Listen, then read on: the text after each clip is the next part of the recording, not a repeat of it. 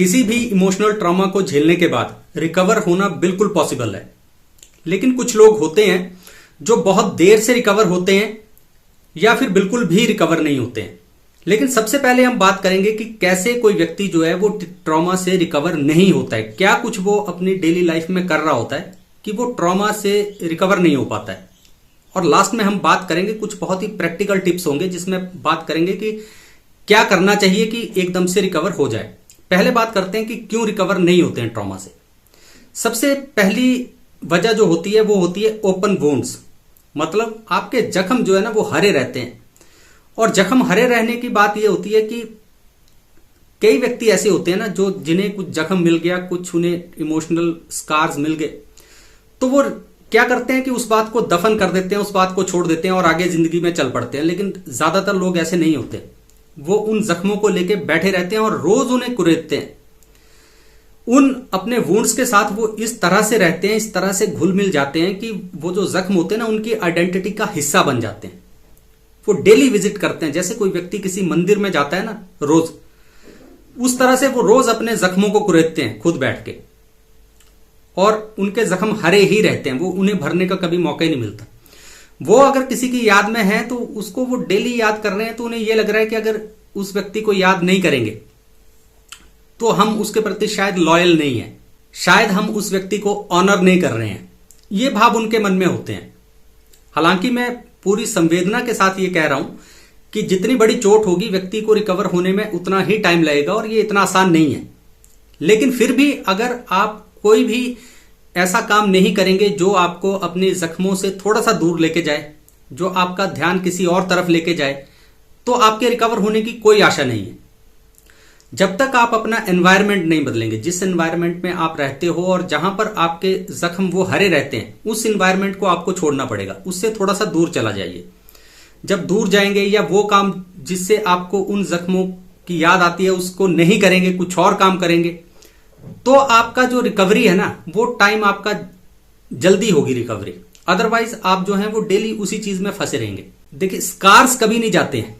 कोई जख्म आपको मिल गया तो वो स्कार्स नहीं कभी भी जाएंगे, वो पता है आपको कि ये उस जख्म का दाग रह गया, लेकिन वो जख्म तो भरना चाहिए ना। वो जख्म नहीं अगर भरेगा तो वो कैंसर बन जाएगा। तो ओपन वुंड्स, ये पहला रीजन होता है कि लोग जो है वो रिकवर नहीं हो पाते ट्रॉमा से। इसके बाद एक दूसरा रीजन होता है और वो होता है अवॉइडेंस ऑफ पेन, कि ज्यादातर लोग जो हैं वो अपनी पेन को कन्फ्रंट ही नहीं करते हैं, वो उसका सामना ही नहीं करते हैं। जो उन्हें जख्म मिले हैं, जो उन्हें पेन है, उसका सामना नहीं करते हैं वो, बल्कि वो क्या करते हैं कि अपनी पेन को नम करने की कोशिश करते हैं, उस पेन को दबाने की कोशिश करते हैं।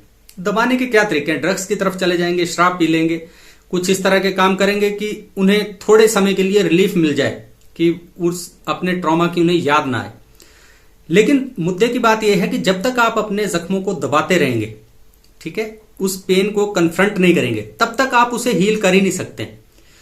जो भी जख्म आपके दिल के अंदर छिपे बैठे होते हैं ना, वो हमेशा हरे ही रहते हैं। उन्हें धूप लगानी पड़ती है, हवा और धूप लगेगी किसी जख्म को तो वो जल्दी ठीक होता है। इसके बाद एक तीसरा रीजन भी है और वो होता है पेन बेनिफिट, कि कई बार जो हमारा दर्द होता है, हम अपने ट्रॉमा में इसलिए नहीं निकल पाते या उस दर्द में इसलिए रहते हैं कि हमें अपनी पेन से कुछ बेनिफिट्स भी मिलने लगते हैं। ये होता है कई बार, हमें अपनी पेन की वजह से दूसरे लोगों की सिंपैथी मिल जाती है, अटेंशन मिल जाती है। कई बार तो हमें उस पेन की वजह से एक मॉरल हाई ग्राउंड मिलता है कि देखो यार मैं कितना कुछ झेलता हूं रोज, जबकि हम उस पेन से छुटकारा पाने के लिए कुछ नहीं कर रहे हैं, लेकिन हमें ये सारी चीजें भी मिल जाती हैं। कोई व्यक्ति है, वो हो सकता है किसी की मदद करता हो, उससे मदद मिल जाती हो अपनी पेन में रहने की वजह से।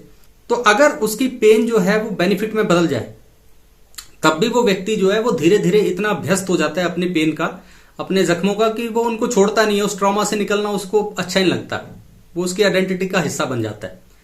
और एक होता है लास्ट बट नॉट लीस्ट, जो रीजन होता है वो नेगेटिव थिंकिंग होती है, कि अगर कोई व्यक्ति यही मान ले कि यार मैं कभी रिकवर होऊंगा ही नहीं, मैं कुछ कर ही नहीं सकता, मैं कभी इस जंजाल से निकल ही नहीं सकता, मेरी किस्मत में अब यही लिखा है, मेरी किस्मत ही फूटी है, इस तरह की अगर बातें उसकी नेगेटिव थिंकिंग हो जाए, तब भी वो कभी अपने ट्रॉमा से बाहर नहीं निकलता है, क्योंकि उसने उस चीज को नियति का हिस्सा मान लिया, उसने ये मान लिया कि अब मैं कुछ नहीं कर सकता हूं।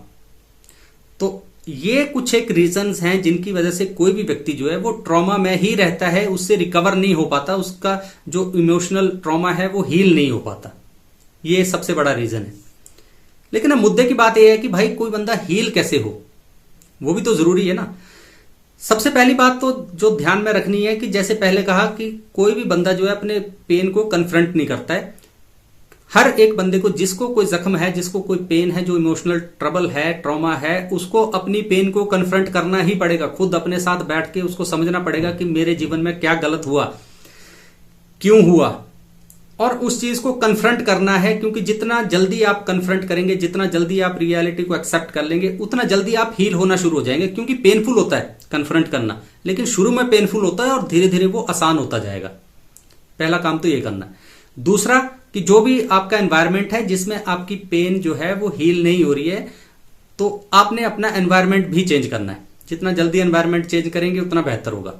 और इसके बाद जो सबसे बड़ी चीज आपने ध्यान रखनी है वो ये रखनी है कि जो भी आपकी पेन है, जब तक आप उसे ग्रोथ में या सर्विस में नहीं बदलोगे तब तक वो हील होगी ही नहीं।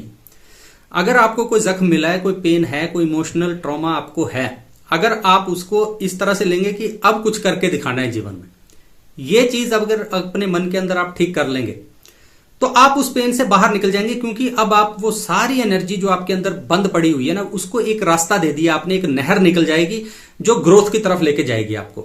आप ठीक होना शुरू हो जाएंगे। या फिर आप उस सारी एनर्जी को सर्विस में लगाइए, किसी दूसरे के भले के लिए लगाना शुरू कर दीजिए। अगर आप वैसे लगाना शुरू करेंगे तब भी वो एनर्जी पॉजिटिवली कहीं दूसरे के काम आना शुरू हो जाएगी। और जब आप ग्रो करेंगे तब भी आप ठीक हो जाएंगे। जब किसी की सर्विस करेंगे, किसी के लिए सेवा करेंगे, कुछ दूसरों के लिए कुछ जीवन जिएंगे, पेन आपकी दूर हो जाएगी। स्कार्स नहीं दूर होंगे, स्कार्स हमेशा रहते हैं, लेकिन जो आपका ट्रॉमा है वो दूर रिकवर हो जाएगा, आपका जख्म भर जाएगा, ये जरूर हो जाएगा। और इसके बाद अवेयर रहना है आपने हमेशा कि हाँ मुझे रिकवर होना है। अवेयरनेस जो है वो बहुत ज्यादा जरूरी होती है, उसके बिना कुछ नहीं होगा।